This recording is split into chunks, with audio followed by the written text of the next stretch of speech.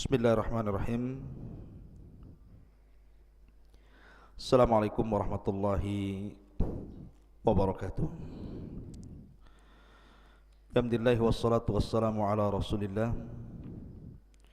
wa ala alihi wa sahbihi wa mawalah wa la hawla wa la quwata illa billahi wa ba'du. Qala Allahu azza wa jalla ya ayyuhalladzina amanu taqullaha haqqa tuqatih wa la tamutunna illa wa antum muslimun. Wa qala sallallahu alaihi wa ala alihi wasallam, man salaka tariqan yaltamisu fihi ilma sahhalallahu bihi tariqan ilal jannah. Ma'asyiral muslimin yang dimuliakan Allah Subhanahu wa taala. Alhamdulillah, di pagi hari ini Allah Subhanahu wa taala masih memberikan nikmat kepada kita sehingga kita bisa duduk bermajlis ilmu walaupun lewat media. Dan kita bersyukur kepada Allah Subhanahu wa taala atas nikmat Allah Subhanahu wa taala yang begitu banyak yang Allah karuniakan kepada kita, terutama nikmat iman, nikmat Islam, nikmat sunnah, dan juga nikmat bisa bertalabul ilmi di pagi hari ini. Ma'asyiral muslimin yang dimuliakan Allah Subhanahu wa taala, di pagi hari ini insyaallah kita akan melanjutkan kajian kita, masih membahas tentang qasasul anbiya, dan kita akan meneruskan kajian kita semalam bicara tentang kisah Nabi Allah Dawud alaihi salatu wassalam.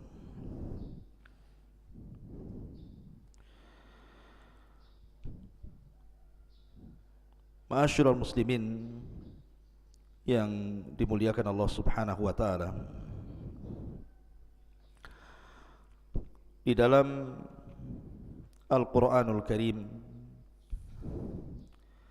kisah Nabi Allah Dawud alaihi salatu wassalam banyak terulang-ulang, dan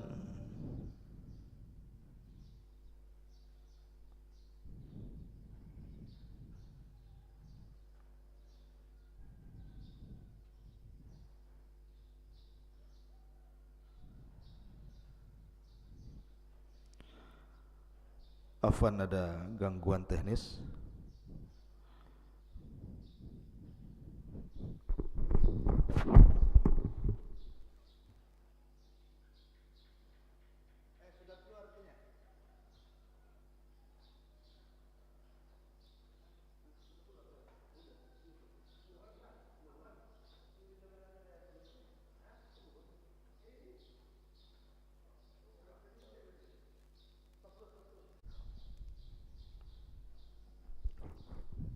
Bismillahirrahmanirrahim.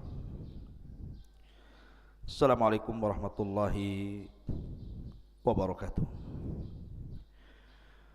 Alhamdulillah wassalatu wassalamu ala Rasulillah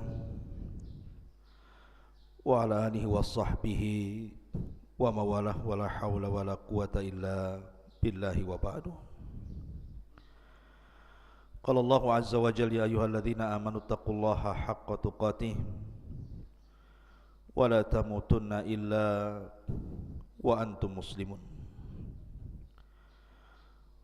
Wa qala sallallahu alaihi wasallam,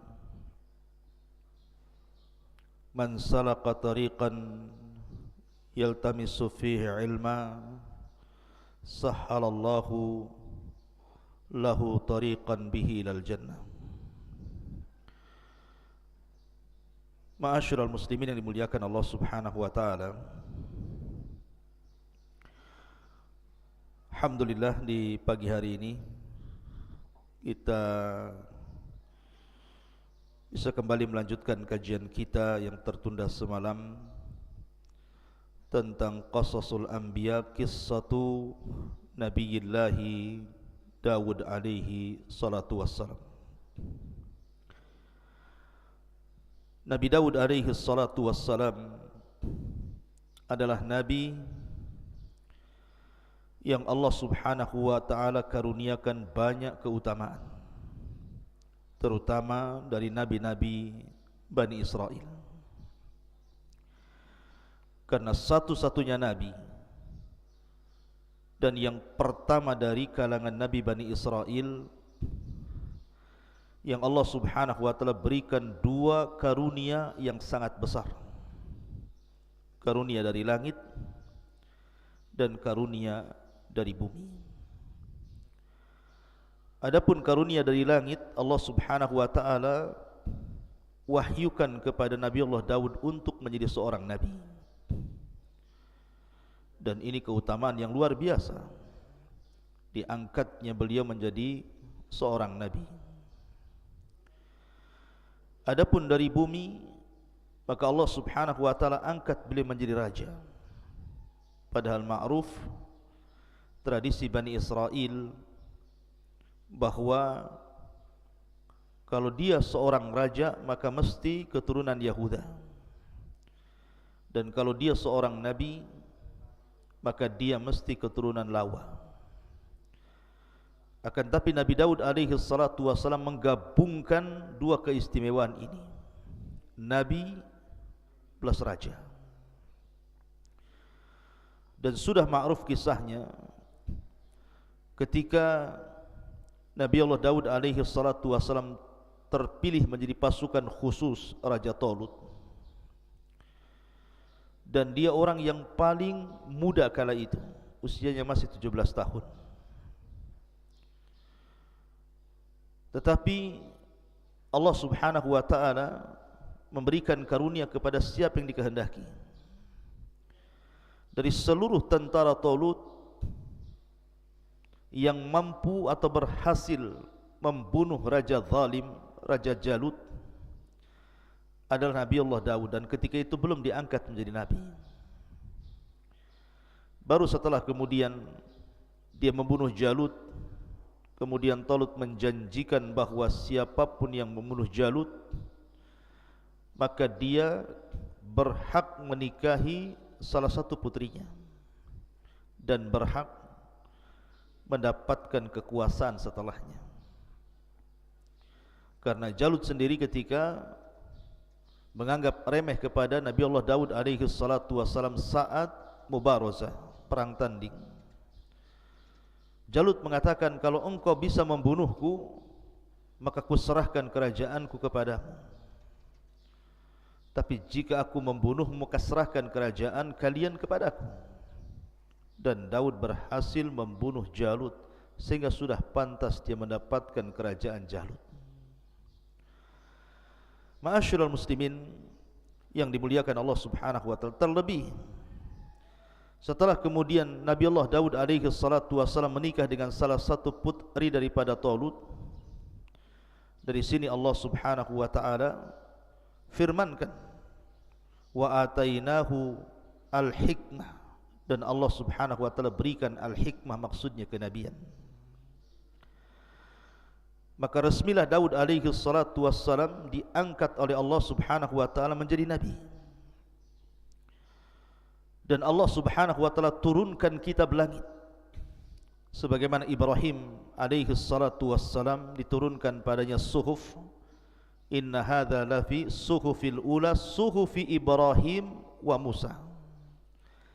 Sesungguhnya Al-Quran ini terdapat lembaran-lembaran kitab langit berupa suhuf, suhufnya Nabi terdahulu dan juga suhufnya Musa dan Ibrahim. Maka sebagaimana Nabi Allah Ibrahim diturunkan suhuf kepadanya, kemudian juga Nabi Musa alaihi salatu wassalam diturunkan Taurat, kemudian Isa bin Maryam diturunkan Injil, dan Rasul kita Muhammad sallallahu alaihi wasallam diturunkan Al-Quran, maka Nabi Allah Daud juga diturunkan Zabur.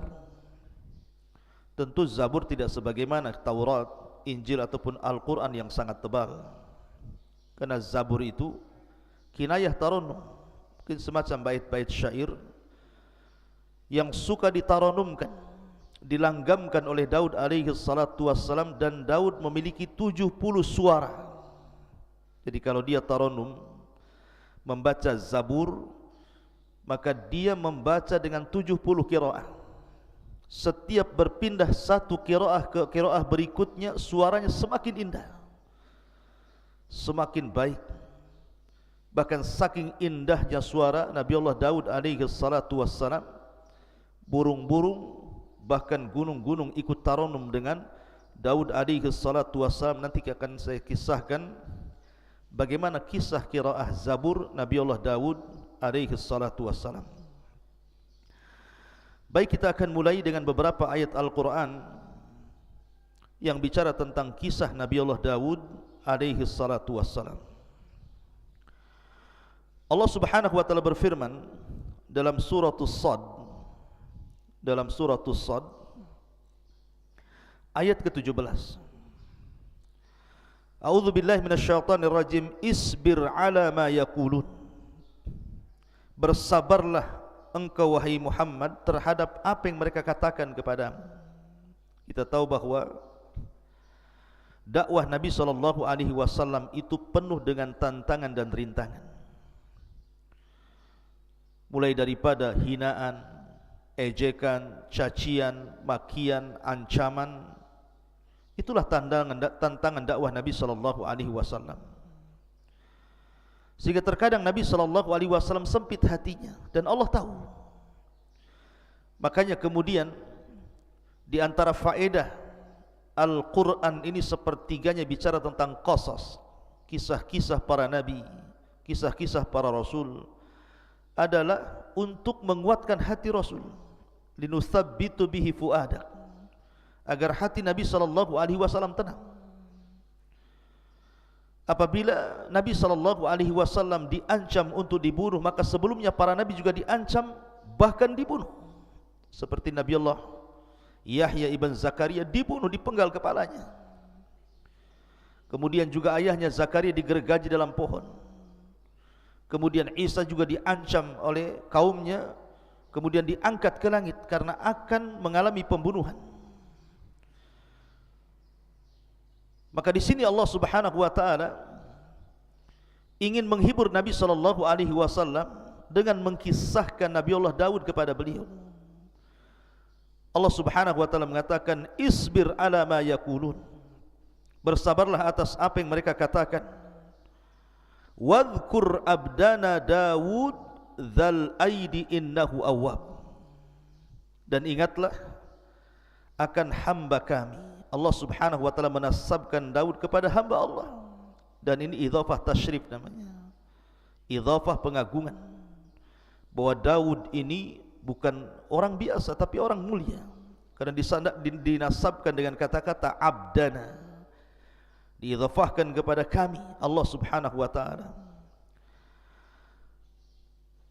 Allah mengatakan, dan ingatlah akan hamba kami Nabi Allah Daud alaihi salatu wassalam, yang mempunyai kekuatan.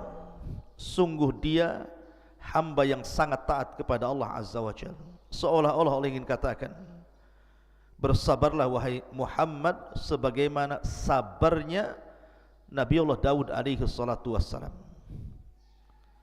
Ma'asyiral muslimin yang dimuliakan Allah Subhanahu wa taala, ketika Allah Subhanahu wa taala mengatakan wadhkur abdana Daud dzal aidi, dan ingatlah akan hamba kami Daud yang mempunyai kekuatan. Ingat, Allah Subhanahu wa taala memberikan karunia yang sangat besar kepada Nabi Allah Daud alaihi salatu wassalam berupa kekuatan. Makanya Allah Subhanahu wa taala menyebutkan dalam surah Sad ayat 20-nya, wasaddadna mulkahu, dan kami kuatkan kerajaannya. Para ulama tafsir mengatakan dal aidi innahu awwab, bahwa dia memiliki kekuatan, bukan hanya kekuatan kerajaannya, karena semenjak Nabi Allah Daud diangkat oleh Allah menjadi nabi, kemudian menjadi raja sepeninggal Talut, maka seluruh Bani Israel sangat mencintai Daud, berbeda dengan raja-raja sebelumnya. Terkadang Bani Israel mereka melakukan pemberontakan, atau kepada para nabi sebelumnya, terkadang mereka membunuh para nabi, mendustakan para nabi. Tapi tidak bagi Daud alaihi salatu wassalam. Seluruh Bani Israel suka dengan Daud,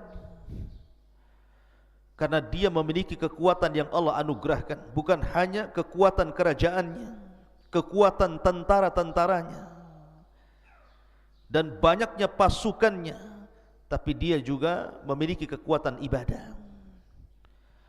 Bahkan Nabi SAW menggambarkan dalam sebuah hadis, ahabbus siyami ilallah siyami Daud, kana yasumu yawman wa yuftiru yawman, wa ahabbus salati ilallah salati Daud, salatu Daud kana yanamu nisfal laili wa yakumu thuluthahu wa yanamu sudusahu. Muttafaqun alaih. Kata Nabi SAW, sebaik-baiknya puasa, kata Nabi SAW, sebaik-baiknya puasa adalah puasa Daud alaihi salatu wassalam. Makanya ada sahabat namanya Abdullah ibn Amr ibn As, salah seorang sahabat Rasul yang suka mencatat. Makanya Abu Hurairah radhiyallahu anhu mengatakan, orang yang paling banyak hafalan hadis dari Rasul itu adalah diriku, kecuali Abdullah ibn Amr bin As. Dia lebih banyak mengumpulkan riwayat dari Rasul karena dia mencatat. Lah Abdullah ibn Amr ibn As ini suka dengan puasa. Terkadang dia puasa satu hari, kemudian tidak puasa satu hari. Terkadang dia ingin puasa seterusnya karena dia sanggup melakukannya, kalau bisa setiap hari puasa. Tapi Nabi SAW ketika itu mengatakan, sum yauman wa aftir yauman. Walaupun engkau sanggup berpuasa tiap hari, wahai Abdullah ibn Amr, tetaplah kau harus berpuasa satu hari dan meninggalkan puasa satu hari. Wa dzalika siyamu Daud, itulah puasanya Nabi Daud. Wa huwa afdhalus siyam, dan itu seutama-utama puasa. Kata Abdullah bin Amr, ya Rasulullah, inni utiku afdhala min, aku bisa lebih baik daripada Daud, setiap hari puasa pun aku sanggup.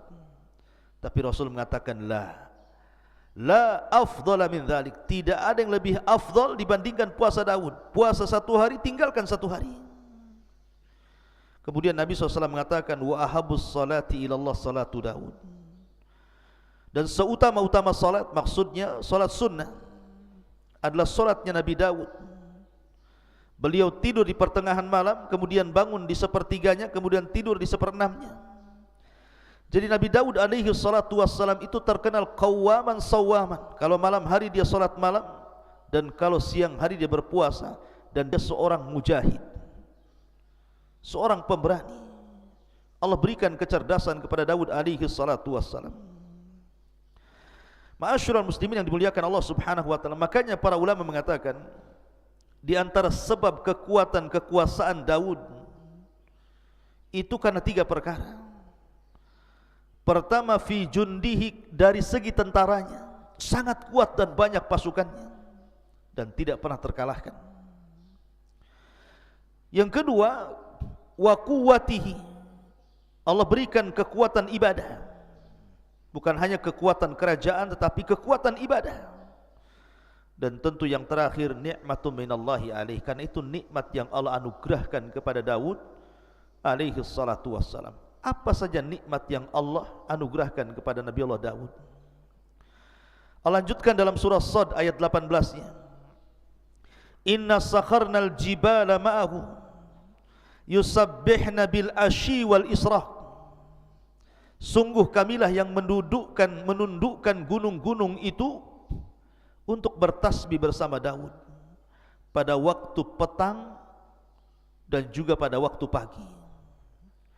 Wat-tayra mahsyurah, wat-tayra mahsyuratan kullu lahu awwab. Bukan hanya gunung-gunung ditundukkan kepada Nabi Allah Daud alaihi salatu wassalam, sampai kepada kami tundukkan burung-burung dalam keadaan terkumpul masing-masing sangat taat kepada Allah Azza wa Jalla. Jadi kisahnya begini. Saya sudah ulangi dari awal tadi, Nabi Daud itu diberikan kehebatan bacaan Zabur. Kalau dia tarannum luar biasa. Dan itu diisyaratkan kepada sabda Nabi SAW ketika memuji orang-orang Asy'ariyun. Jadi ada kabilah di Yaman namanya Asy'ariyin. Kabilahnya Abi Musa al-Asy'ari. Itu dikenal dengan suara Al-Quran yang sangat merdu. Jadi apabila pasukan Asy'ariyun ini berangkat jihad bersama Rasul, safar untuk berjihad, maka apabila di malam hari, kan yang terlibat dalam perang itu bukan hanya satu kabilah, berkabilah-kabilah, salah satunya kabilah Asy'ariyun. Apabila Nabi SAW beristirahat di malam hari dan pasukan pun beristirahat, Nabi SAW tahu di mana letak kabilah Asy'ariyun beristirahat, walaupun banyak kabilah. Sampai-sampai dia mengatakan, Innila a'lamu maudi al-Asy'ariyina indal jais. Aku tahu di mana letaknya kabilah Asy'ariyun di tengah-tengah pasukan. Kenapa? Karena kebiasaan mereka suka solat malam dan tarannum Al-Quran, dan suaranya indah. Makanya suatu malam Nabi SAW suatu ketika berjalan-jalan ke ganggang rumah-rumah kota Madinah, melihat-lihat kondisi sahabatnya. Rupanya Nabi terhenti dengan sebuah rumah, karena di zaman itu sudah terbiasa dari rumah-rumah kaum muslimin itu keluar suara tawan, maksudnya suara bacaan Al-Quran seperti suara tawan. Manusia disibukkan dengan bacaan Al-Quran. Jadi Rasul kalau lewat di rumah ini keluar suara Al-Quran, di rumah itu keluar suara Al-Quran. Dan itulah kehebatan para sahabat, menghidupkan malam mereka dengan Al-Quran. Berbeda dengan di zaman sekarang, yang keluar dari rumah itu bukan Al-Quran, justru sesuatu yang melalaikan dari Al-Quran, suara musik, bahkan suara-suara candaan, suara-suara tertawa yang tidak ada gunanya. Bahkan hal-hal yang diharamkan pun keluar dari rumah-rumah kaum muslimin. Tapi di zaman itu tidak ada suara yang keluar dari rumah kaum muslimin di malam hari kecuali bacaan Quran. Sehingga Nabi SAW terhenti di salah satu rumah. Rupanya rumah itu adalah rumahnya Abu Musa al-Asy'ari radhiyallahu anhu. Maka Rasul tertegun mendengar suara bacaan Abu Musa al-Asy'ari yang luar biasa, merdu. Sampai Rasul tidak sadar waktu berjalan mendekati waktu subuh. Maka Rasul baru tersadar, langsung dia pulang. Kemudian persiapan salat subuh. Setelah salat subuh, dia panggil Abi Musa al-Asy'ari radhiyallahu anhu dan mengatakan, "Ya Aba Musa, semalam aku terhenti di samping rumahmu dan aku mendengar suara Al-Quranmu yang begitu menakjubkan dan indah." Maka kata Abi Musa al-Asy'ari, "Ya Rasulullah, kalau seandainya aku tahu kau berada di samping rumahku, ku indahkan lagi bacaanku." Kata Rasul, "Ya Aba Musa, laqad utita mizmar min mazamiri ali Daud." Wahai Aba Musa, Allah sudah anugerahkan kepadamu suara indah seperti suara Daud dan keluarganya ketika tarannum Zabur. Saking indahnya. Dan saya katakan Daud memiliki 70 suara. Setiap satu suara berpindah ke suara berikutnya, maka suara itu jauh lebih indah dibandingkan suara sebelumnya. Sampai-sampai Allah gambarkan dalam surah As-Sad ayat 18-19 ini, ketika Nabi Allah Daud tarannum Zabur, maka burung-burung akan datang dari mana-mana, kemudian akan bernaung di atap rumahnya, di atap istananya. Mereka ikut bersiul, ikut melanggamkan seperti yang dilanggamkan Zabur oleh Daud alaihi salatu wassalam. Anda bisa bayangkan apabila suara burung saja 2-3 ekor bersiul itu sudah bising itu.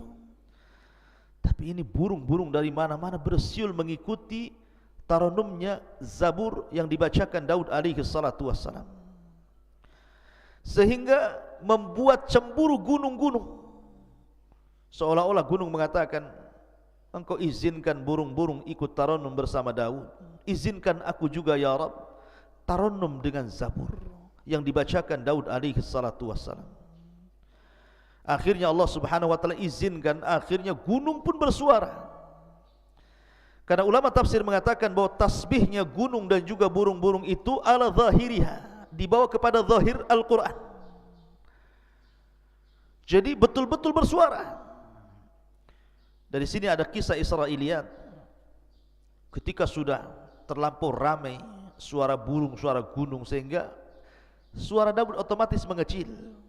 Karena suara burung saja sudah, kalau sudah berkicau itu melebihi suara manusia. Maka Daud mengadu kepada Allah Azza wa Jalla, ya Rabb, kalau aku taranum zabur sementara suara burung begitu bisingnya, suara gunung juga sama, bagaimana kau bisa mendengar suara zabur yang kubacakan untukmu? Maka dari situ kemudian Allah mengutus Jibril alaihi salatu wassalam, kemudian membawa Nabi Allah Daud ke dalam sebuah lubang ke dasar bumi. Sesampainya kemudian masuk ke dalam lubang ke dasar bumi itu, maka Jibril kemudian mengambil sebuah batu yang retak. Tiba-tiba batu itu dibelah, rupanya ada ulat di situ. Kata Jibril alaihi salatu wassalam, ya Daud, fasma mada yaqulu dud, dengarkan apa yang diucapkan oleh dud itu, maksudnya oleh ulat di dalam pecahan batu itu. Rupanya Daud mendekatkan telinganya, rupanya dia sedang bertasbih kepada Allah Azza wa Jalla. Kata Jibril, lihat, ini ulat di dasar bumi bertasbih, Allah mendengarnya.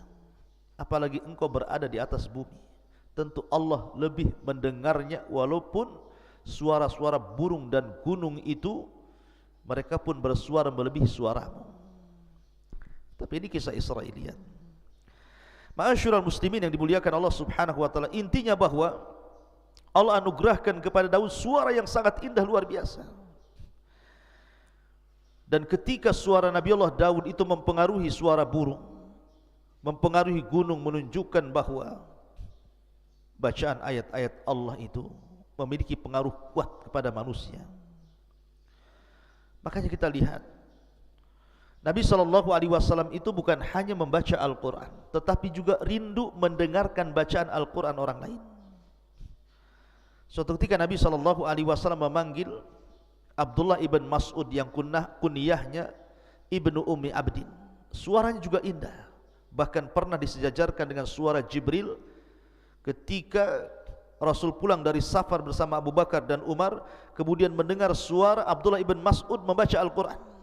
Kata Nabi SAW, ya Abu Bakrin wa ya Umar, wahai Abu Bakar dan Umar, man arada an yasma'al Qur'ana ghaddan tariyan falyasma' ala qiraati Ummi Abdin.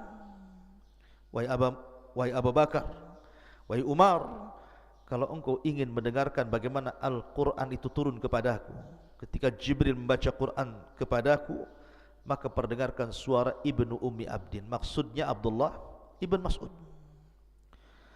Jadi Rasul memanggil Abdullah ibn Mas'ud dan mengatakan, Iqra alayya al-Quran, wahai Abdullah bin Mas'ud, tolonglah bacakan untukku Al-Quran. Kata Abdullah bin Mas'ud, ya Rasulullah, a'aqra'u alayka wal Qur'anu unzila ilaik.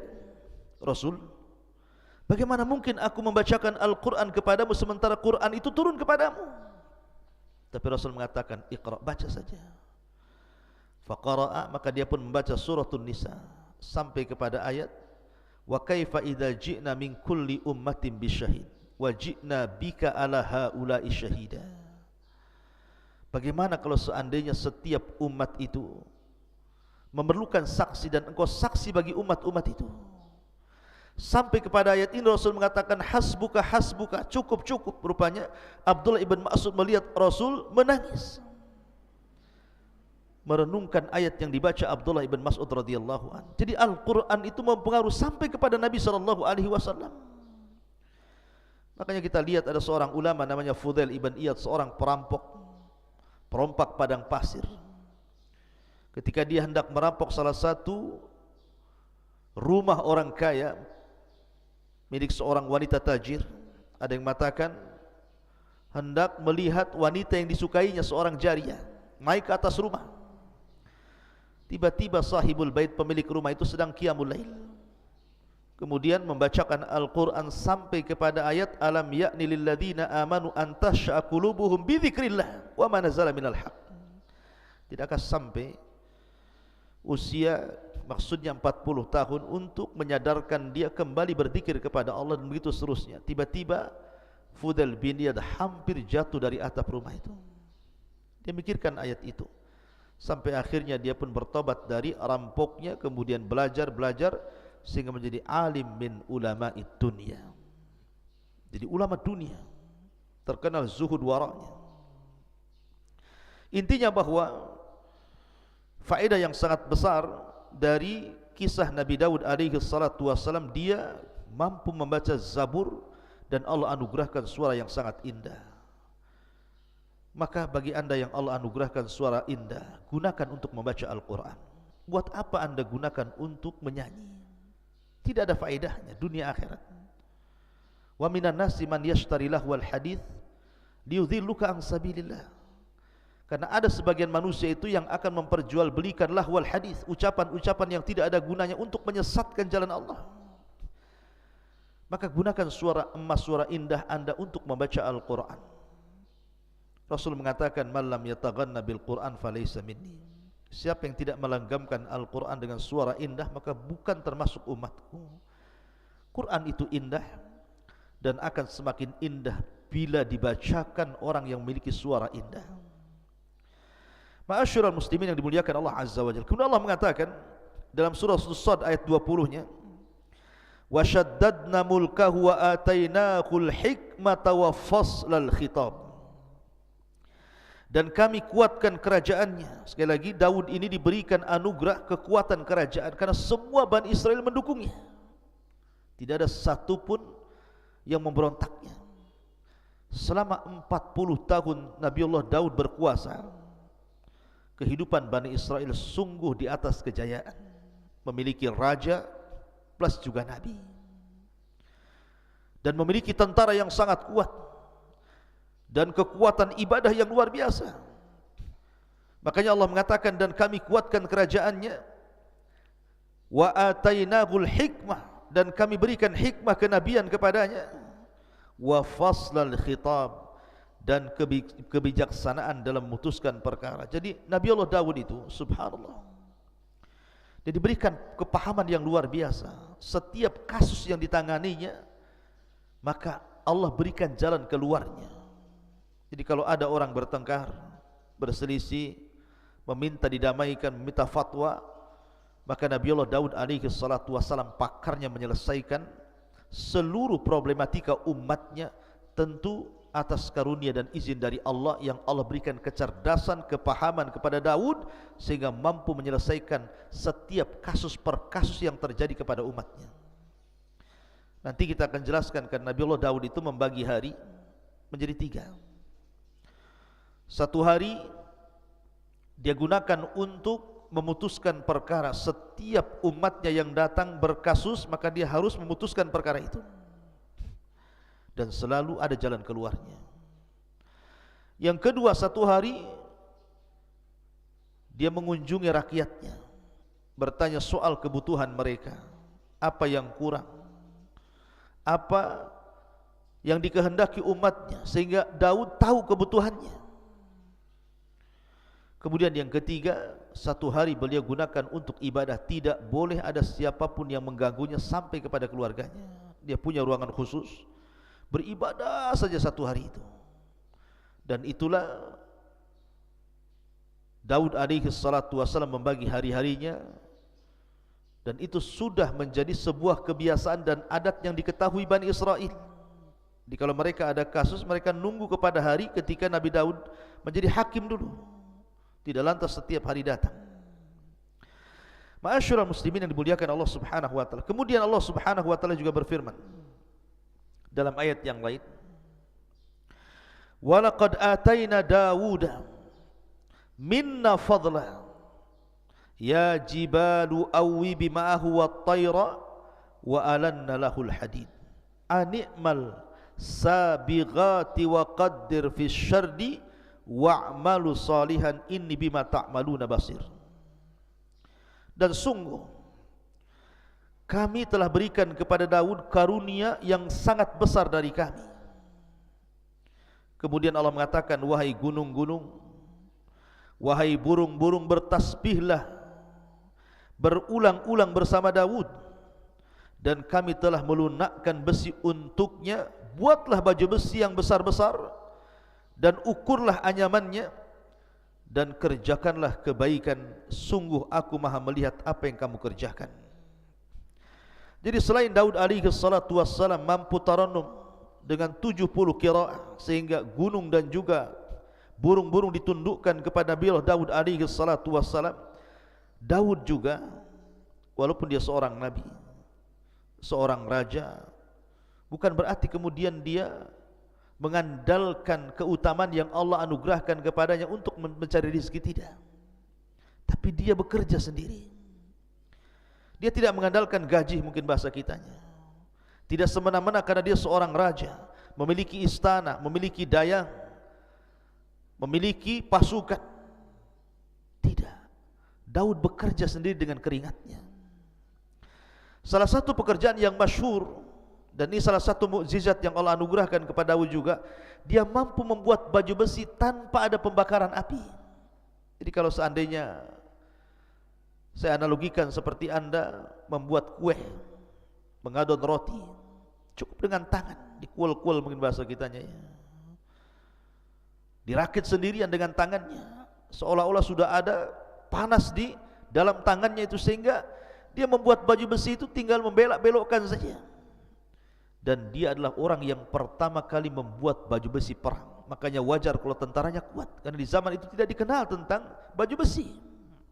Dialah yang mencetus pertama pembuatan baju besi dengan mukjizat dari Allah Subhanahu wa taala, mampu merangkai baju besi tanpa harus dibakar. Cukup kemudian dirakit dengan tangannya, dan baju besinya sangat indah, sangat kokoh. Dia walaupun besi tetapi ringan dipakai. Dan itu keutamaan Nabi Allah Daud, dan itu bagian daripada mukjizat yang Allah anugerahkan selain daripada faslul khitab tadi. Dan ini juga pelajaran bagi anak-anak muda. Terkadang banyak orang-orang yang kemudian kuliah tinggi-tinggi dengan harapan setelah selesai kuliah langsung menjadi direktur perusahaan, owner perusahaan.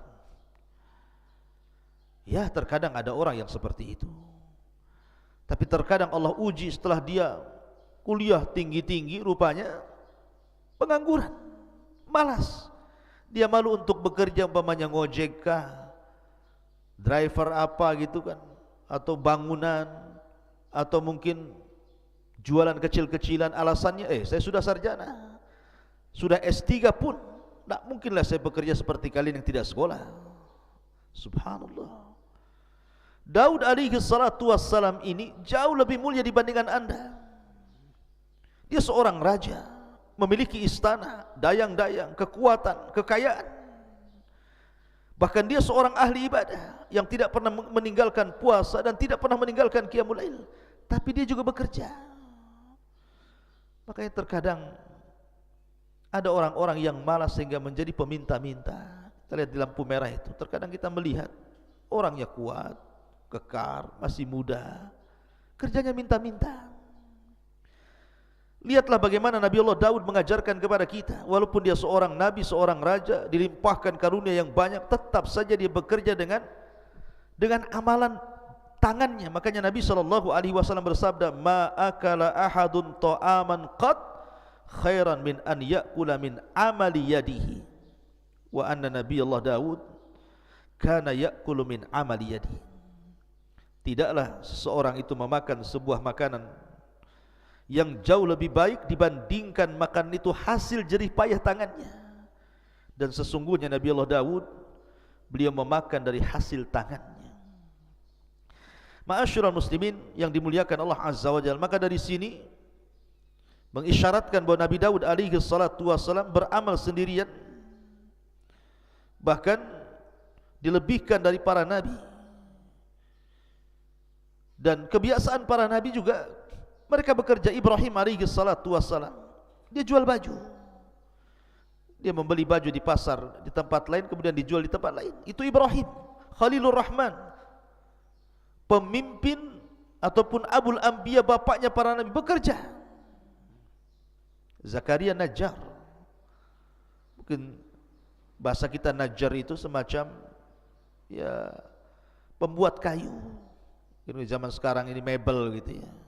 Itulah pekerjaannya Nabi Zakaria alaihi salatu wassalam. Bahkan Rasul tidak malu-malu untuk menjadi ra'il ghanam, penggembala kambing milik tuan Arab. Dan begitulah para nabi mengajarkan kepada kita agar kita bekerja dan bekerja mencari yang baik dan halal. Kulu min tayyibati ma razaqnakum. Ma'asyiral muslimin yang dimuliakan Allah Subhanahu wa taala. Kemudian kalau kita melihat bagaimana keistimewaan Nabi Allah Daud alaihi salatu wassalam, juga Allah Subhanahu wa taala berfirman di dalam Al-Qur'anul Karim, "Wa laqad atayna Dawuda wa Sulaiman ilma. Wa qala alhamdulillahi alladhi faddalana ala katsirin min ibadinal mu'minin." Dalam surah An-Naml ayat 15 Allah katakan, dan sungguh kami berikan kepada Daud dan Sulaiman ilmu yang banyak. Kemudian keduanya pun bersyukur kepada dan mengatakan, alhamdulillah, segala puja dan puji hanya milik Allah yang telah mengaruniakan kepada kami dibandingkan kebanyakan dari hamba-hambamu yang beriman. Bersyukur. Jadi Daud dan juga Sulaiman mengajarkan kepada kita, nikmat apapun yang Allah anugerahkan kepada kita itu datang dari Allah. Bersyukurlah kepada Allah Azza wa Jalla akan nikmat itu. Aku itu nikmat dari Allah. Jangan seperti Qarun yang awalnya dia seorang pembaca Taurat hebat, memiliki suara indah membaca Taurat. Qarun itu orang yang dekat dengan Nabi Musa, ahli ibadah. Awalnya dia baik.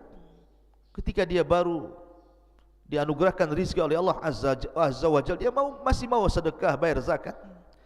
Tapi setelah Allah anugerahkan kekayaan yang begitu besar kepada Qarun, dia pun sombong dan mengatakan, innama utitu min ilmin indi. Kekayaan ini datang dariku, bukan dari Allah, karena kecerdasanku.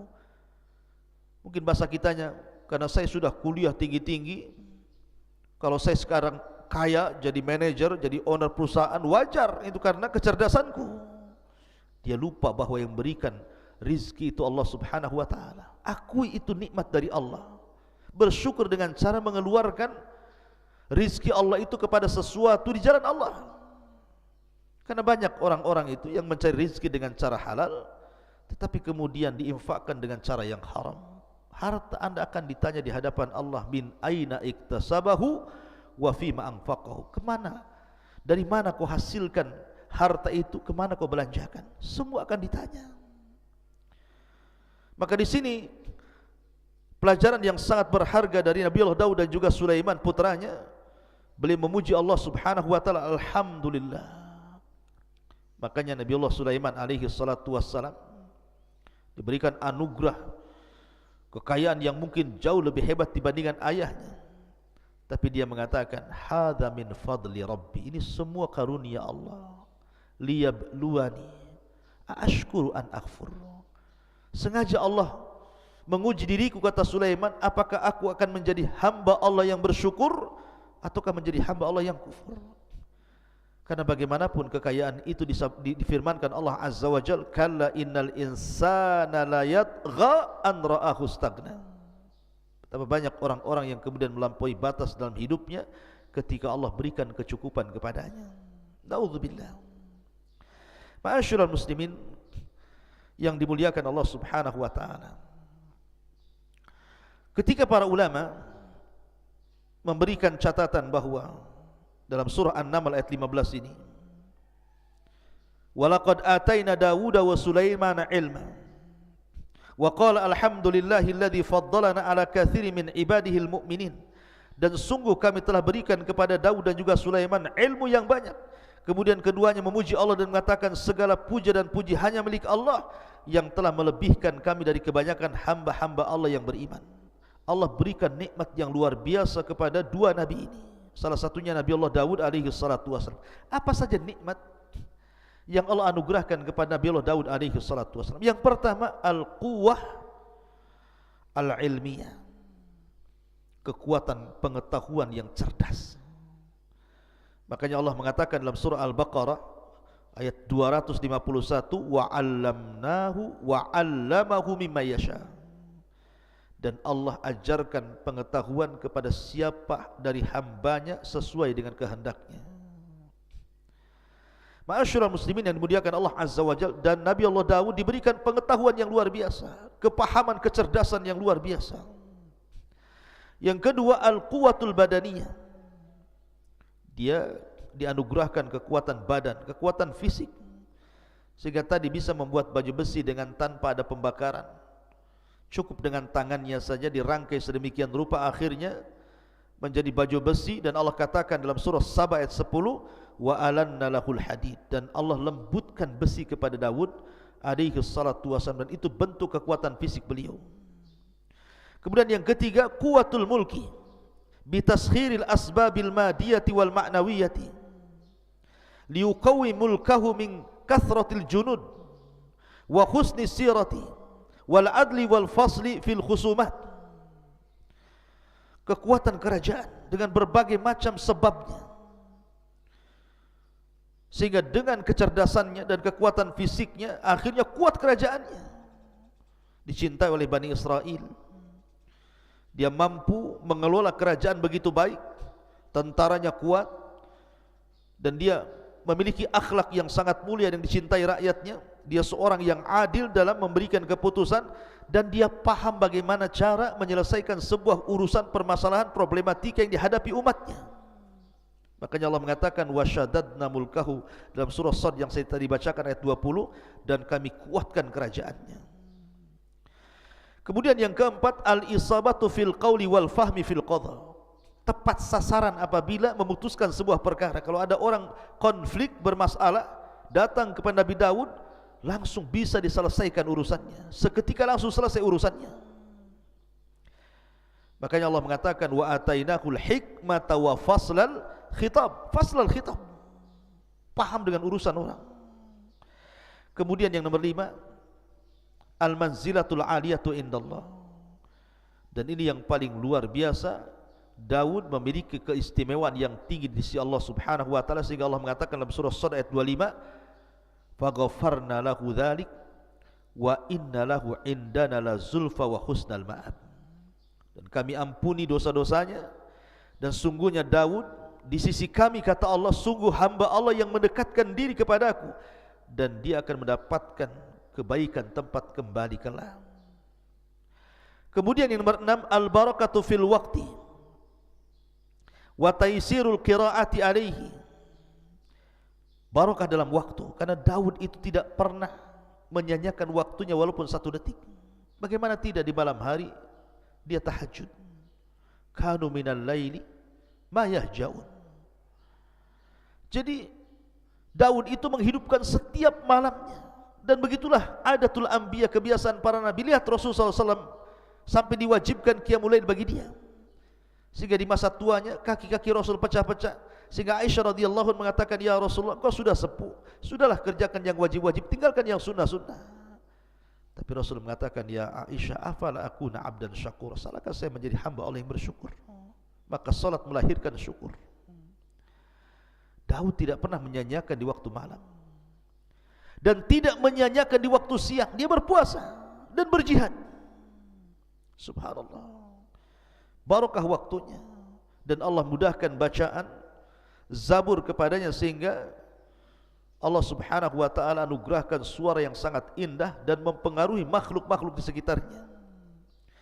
Kemudian nomor 7, husnus saut, indahnya suara. Saya katakan Daud memiliki 70 qiraah. Satu qiraah lebih indah daripada qiraah berikutnya, dan itu keistimewaan. Makanya saya katakan, anda yang memiliki suara emas, suara indah, gunakan untuk baca Quran. Bukankah Rasul yang mengatakan, man qara harfa min kitabillah falahul hasanatu wal hasanatu bi asyri amthaliha, la aqulu alif lam mim harfun walakin alifun harfun wa lamun harfun wa mimun harfun, kata Rasul. Saya membaca 1 huruf, siapa yang membaca 1 huruf dalam Al-Quran, maka dia dapat 1 kebaikan yang dilipat gandakan 10 kali lipat kebaikan. Aku tidak katakan alif lam mim 1 huruf, tapi alif 1 huruf, lam 1 huruf, mim 1 huruf. Anda bisa bayangkan, baca surah Al-Fatihah saja Kalau satu huruf 10 kebaikan, berapa kebaikan yang anda akan dapati dari baca Al-Quran itu? Ma'asyiral muslimin yang dimuliakan Allah subhanahu wa ta'ala, adapun beberapa kisah yang terkait dengan Nabi Allah Daud alaihi salatu wassalam disebutkan dalam riwayat Abi Hurairah radhiyallahu anhu. Jadi ketika Allah subhanahu wa ta'ala menciptakan Adam alaihi salatu wassalam, kemudian meniupkan ruh, kemudian dia pun bersin, kemudian Allah mengajarkan untuk membaca Alhamdulillah, kemudian Allah jawab Yarhamukallah, kemudian Allah mengatakan idhab ila ulaikal malaika, wahai Adam, temui para malaikat yang ada di hadapanmu, ucapkan kepada mereka Assalamualaikum. Maka Adam pun kemudian datang kepada para malaikat mengucapkan Assalamualaikum, dan malaikat menjawab Waalaikumsalam warahmatullahi wabarakatuh. Kemudian Adam kembali kepada Allah dan mengatakan inna hadhihi tahiyyatuka wa tahiyyatu ummatika ya Adam. Inilah salam penghormatan kepadamu dan salam penghormatan bagi umatmu. Makanya Nabi juga memerintahkan untuk menyebarkan salam, karena itu bagian daripada merekatkan hati. Kata Nabi SAW, absus salam bainakum, sebarkan salam di antara kalian.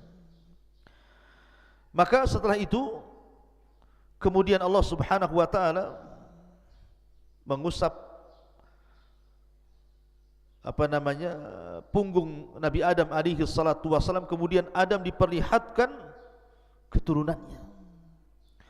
Maka ketika Adam kemudian melihat keturunannya, dilihatnya ada satu orang dari turunan Adam alaihi salatu wassalam memiliki cahaya di dahinya, dan itu sangat menakjubkan Adam alaihi salatu wassalam. Kenapa orang ini bercahaya? Dan siapa dia? Akhirnya kemudian Adam mengatakan, Ya Rabb, man hadha? Siapa orang itu? Dari turunanku yang bercahaya itu siapa? Maka Allah mengatakan, hadha ibnuka Daud, itu turunanmu, namanya Daud alaihi salatu wassalam. Qad kutibat lahu umru arba'ina sana. Allah sudah catat dia hanya punya umur 40 tahun saja. Ketika mendengar usianya pendek, sementara Adam sudah takjub dengan Daud alaihi salatu wassalam, dia mengatakan, Ya Rabb, zid fi umri, zid fi umri, tambahkan usianya. Maksudnya, ambil usiaku, tambahkan usianya. Kalau memang dia hanya usianya 40 tahun, tambahkan 60 lagi, genapkan menjadi 100 tahun usianya, biar dia agak panjang sedikit. Akhirnya kemudian ditakdirkan Daud pun diberikan usia Adam 60 tahun sehingga genap menjadi 100 tahun. Di saat Adam sudah berusia 940 tahun, artinya sudah waktunya dia wafat, datang malakul maut, dan Adam sudah sepuh. Ketika malakul maut hendak mencabut ruhnya Adam, Adam lupa bahwa usia dia sudah diberikan 60 tahun kepada Daud, sehingga dia tidak mau dicabut nyawanya, dan tetap mengatakan, bukankah usiaku 1000 tahun? Tunggulah 60 tahun lagi, katanya. Malaikat maut mengingatkan, bukankah usiamu sudah diberikan kepada anak cucumu Daud alaihi salatu wassalam? Adam lupa. Makanya dari situlah manusia disebut al-insan, diambil dari kata nisyan, lupa. Karena Adam lupa, maka lupa ini pun berlaku kepada setiap turunan Adam. Maka kita disebut insan. Tapi lihat di sini ada hubung kait antara Nabi Allah Adam alaihi salatu wassalam dengan Nabi Allah Daud. Karena keistimewaan Daud sampai Adam menyisihkan usianya 60 tahun untuk Nabi Allah Daud alaihi salatu wassalam. Ma'asyiral muslimin yang dimuliakan Allah subhanahu wa ta'ala. Kemudian kisah yang kedua, ketika Nabi Daud alaihi salatu wassalam, kita tahu bahwa Nabi SAW bersabda dalam hadis, masih dari hadis Abu Hurairah radhiyallahu anhu yang terdapat dalam Musnad Imam Ahmad.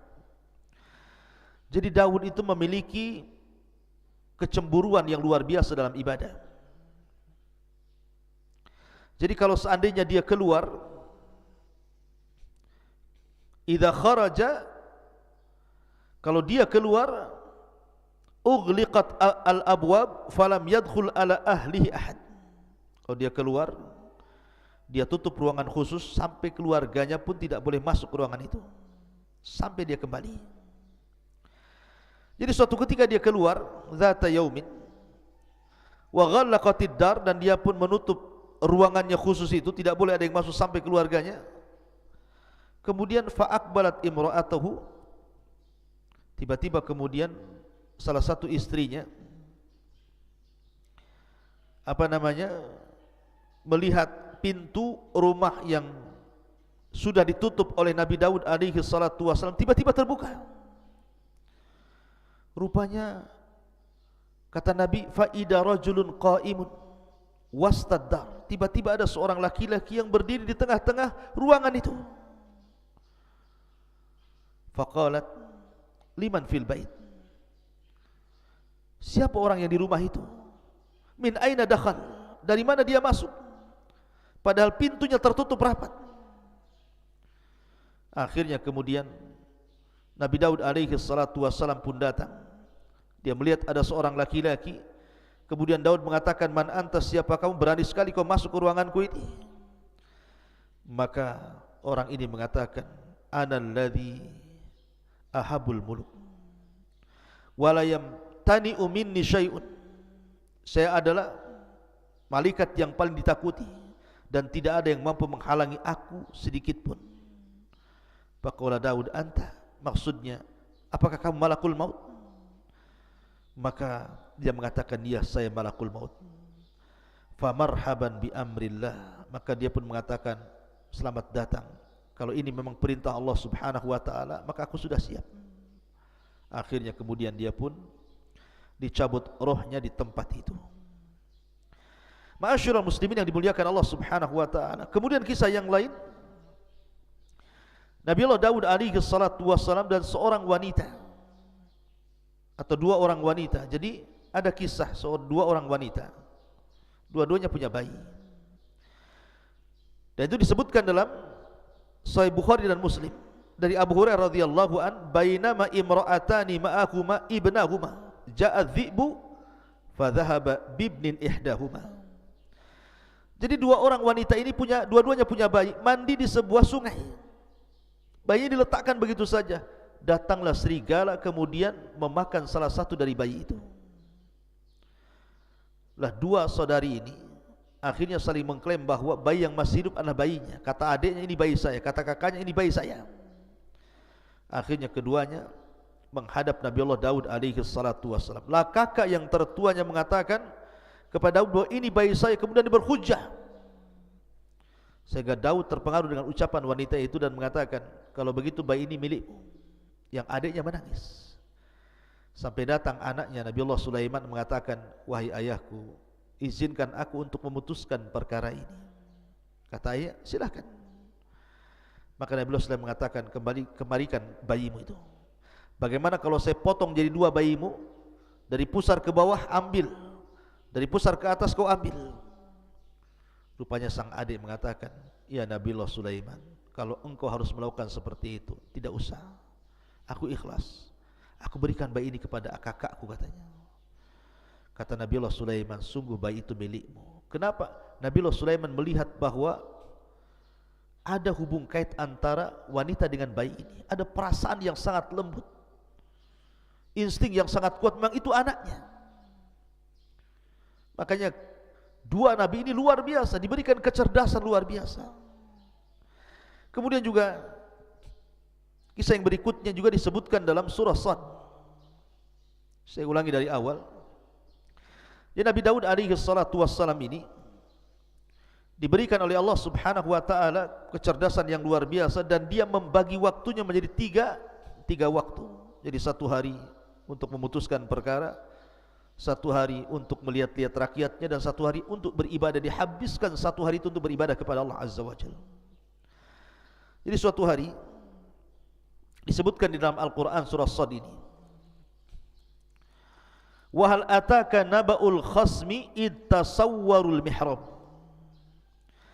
dan apakah telah sampai kepadamu berita orang-orang yang berselisih ketika mereka memanjat dindingnya mihrab. Jadi Daud itu punya ruangan khusus, dindingnya tinggi, enggak ada orang yang bisa memanjat di situ. Tapi suatu malam yang harusnya Nabi Daud itu hari itu dia gunakan untuk ibadah, kan ada hari lain untuk memutuskan perkara, tiba-tiba ada dua orang yang memanjat ke dalam pagarnya. Manusiawi, Daud takut, ini siapa kok bisa manjat pagar? Kemudian Allah mengatakan, iddakhalu ala Daud fafazi'a minhum. Ketika mereka masuk menemui Daud, Daud pun takut dan terkejut karena kedatangan mereka. Qalu, maka dua orang yang berselisih ini mengatakan kepada Daud, la takhaf, jangan takut. Khasmani baga ba'duna ala ba'din fahkum bainana bil haqq wala tushtit wahdina ila sawa'is sirat. Jangan takut, kami dua orang yang sedang berselisih, sebagian kami menzalimi sebagian yang lainnya, maka berilah keputusan kepada kami secara adil dan janganlah menyimpang dari kebenaran, serta tunjuki kami jalan yang lurus kepada Allah Subhanahu wa ta'ala. Daud terperanjat. Kata Daud, ya sudah, apa masalah? Kemudian yang salah satu ini dari dua orang yang berselisih, yang satu diam saja, tapi yang satu bicara terus. Inna hadza akhi, ini saudaraku. Lahu tis'un wa tis'una na'ja. Dia mempunyai 99 ekor dari kambing betina. Waliya na'jatun wahid, dan aku hanya mempunyai seekor kambing betina saja. Faqala aqfilniha wa azzani fil khitab. Lalu dia berkata, serahkanlah kambingmu itu kepadaku, dan dia mengalahkan aku dalam perdebatan. Qala laqad dhalamaka bisu'ali na'jatika ila ni'aji. Daud berkata, sungguh dia telah berbuat zalim kepadamu dengan meminta kambingmu itu untuk ditambahkan kepada kambingnya. Jadi dua orang ini, yang satu punya kambing 99 ekor, yang satu memiliki satu kambing. Yang 99 ekor ini bersiasat supaya satu kambing ini diserahkan kepadanya sehingga genap menjadi 100. Jadi yang satu kambing, yang pemilik kambing ini meminta agar Nabi Daud menyelesaikan masalahnya. Ini orang ini mendolim sama saya, masa saya punya satu kambing mau diambil? Maka Allah Subhanahu wa ta'ala kemudian mengatakan, wa inna kathiran minal khulata la yabghi ba'duhum ala ba'din illa alladhina amanu wa amilus salihat wa qalilum mahum wa dhanna Daud annama fatannahu fastaghfara rabbahu wa kharra raki'an wa anab. Kalau Allah Subhanahu wa ta'ala mengatakan, dan sungguh memang banyak di antara orang-orang yang bersekutu itu benar-benar berbuat zalim sebagian mereka kepada sebagian yang lainnya. Masalahnya di sini, Nabi Daud alaihi salatu wassalam dalam hal ini memang kurang bijak. Karena Nabi Allah Daud alaihi salatu wassalam hanya mendengarkan satu pihak dan tidak mendengarkan pihak lain. Dia hanya mendengarkan dari pihak orang yang satu kambing itu, yang mempunyai satu kambing, dan tidak mendengarkan pihak yang kedua yang memiliki 99 kambing. Masalahnya apa sehingga dia mau mengambil satu kambing itu? Harusnya kan dua-duanya. Oke, masalahnya apa? Karena kalau orang berserikat itu kebanyakan mereka pasti ada masalah. Karena Allah yang mengatakan kalau orang sudah berserikat dalam usaha, kebanyakan itu satu dengan yang lain pasti saling menzalimi. Sedikit sekali orang yang berserikat itu berakhir dengan kebaikan. Rata-rata berakhir dengan keburukan. Satunya menzalimi, satunya mendustai, satunya mengambil hasilnya, satunya begitu seterusnya. Ada yang mengatakan asbab nuzul ayat ini, dan ini sekali lagi kisah Bani Israel. Dan kaedah ketika kita mendengar kisah Bani Israel, kalau memang kisah itu sesuai dengan Al-Quran dan Sunnah kita terima. Tapi kalau kisah itu tidak sesuai dengan Al-Quran dan Sunnah, maka kita tolak.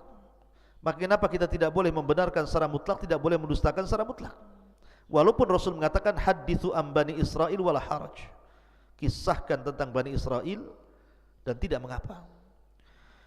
Jadi Nabi Daud suatu ketika keluar rumah, rupanya melihat ada seorang wanita yang sedang mandi, nampak auratnya. Tiba-tiba Nabi Daud tertarik dengan wanita itu.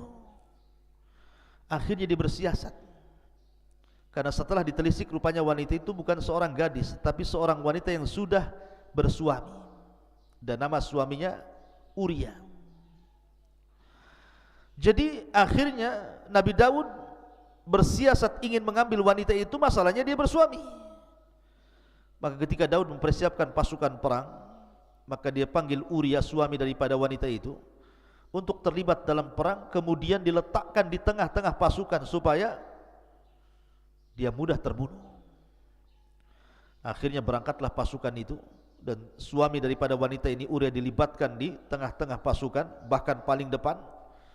Akhirnya terbunuhlah wanita itu, terbunuhlah suami dari wanita itu. Maka Daud pun mengambil janda daripada mujahid itu. Sekali lagi, ini kisah dusta. Tidak mungkin seorang nabi melakukan seperti itu. Seolah-olah di sini Allah Subhanahu wa taala mengatakan, wa dhanna Daud annama fatannahu fastaghfara rabbahu wa kharra raki'an wa anab. Daud menduga bahwa kami mengujinya, maka dia pun mohon ampun kepada Allah, lalu menyungkur sujud dan bertobat. Jadi seolah-olah orang ini ketika mengatakan, saya punya satu kambing, yang ini 99 kambing. Seolah-olah kau ni Daud punya istri 99, karena istrinya Daud itu banyak, 99 istri. Tiba-tiba engkau ingin menambah satu istri dengan cara zalim seperti itu, melibatkan suaminya dalam perang supaya mati. Sama dengan kisah ini. Orang ini memiliki 99 kambing, kemudian saudara yang memiliki satu kambing, kemudian yang 99 yang punya kambing ini hendak menzalimi saudaranya dan mengambil satu kambing biar dimasukkan menjadi 100. Maka Daud pun sadar, jangan-jangan ini peringatan bagi dia. Makanya dia langsung minta ampun kepada Allah, langsung sujud dan kembali kepada Allah Azza wa Jalla. Sekali lagi, kisah ini kisah dusta. Maka kita hanya melihat zahir kisah Al-Quran, tidak ada hubung kait dengan wanita tadi ataupun dengan Uria yang dilibatkan dalam perang. Itu kita, Islam tidak mengenal kisah itu. Dan dari sini Allah mengatakan, faghfarna lahu dzalik wa inna lahu indana lazulfa wa husnal ma'ab. Lalu kami mengampuni kesalahan itu, dan sungguh dia mempunyai di sisi kami kedudukan yang benar-benar dekat dan tempat kembali yang baik. Dan Allah katakan, ya Daud, inna ja'alnaka khalifatan fil ardi fahkum bainan nasi bil haq wa la tattabil hawa fayudillaka an sabilillah. Innal ladzina yadilluna an sabilillah lahum adzabun syadid bima nasu yaumal hisab.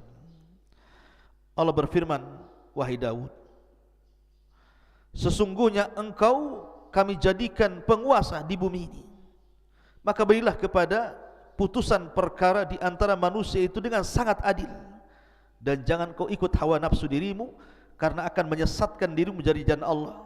Maka siapapun yang tersesat dari jalan Allah, mereka pantas mendapatkan adab yang berat, karena mereka melupakan hari perhitungan.